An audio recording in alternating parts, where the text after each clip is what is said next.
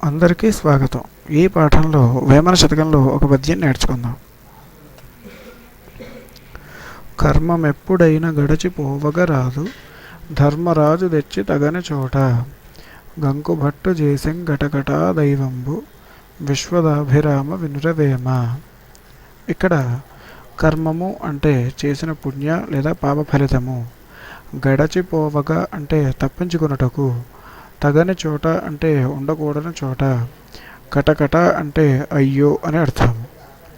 ఈ పద్యానికి భావము కర్మము ఎప్పుడైనా తప్పించుకున్నట్టుకు సాధ్యము కాదు. ఎలాగంటే ధర్మరాజును తెచ్చి తగని చోట అంటే ఉండకూడని చోట, కంకుభట్టు అంటే సేవకుడును చేశాను. అయ్యో దైవము అంటే దైవమే ధర్మరాజును తెచ్చి తగని చోట అంటే ఉండకూడని చోట, కంకుభట్టు అంటే సేవకుడును చేశాను. అనగా కర్మము ఎవరూ తప్పించుకోలేరు అని అర్థము. ధర్మరాజు అంటే ధర్మమును పాటించేవాడు అని అర్థము. ఈ పద్యం మరోసారి చూద్దాం. కర్మమెప్పుడైనా గడచిపోవగా రాదు, కర్మము ఎప్పుడైనా తప్పించుకున్నటకు సాధ్యము కాదు.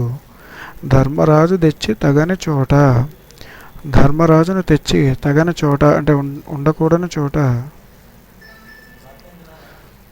గంకుభట్టు చేసెం గటగటా దైవంబు, కంకుభట్టు అంటే సేవకుడును చేసెను. అయ్యో దైవంబు అంటే దైవము.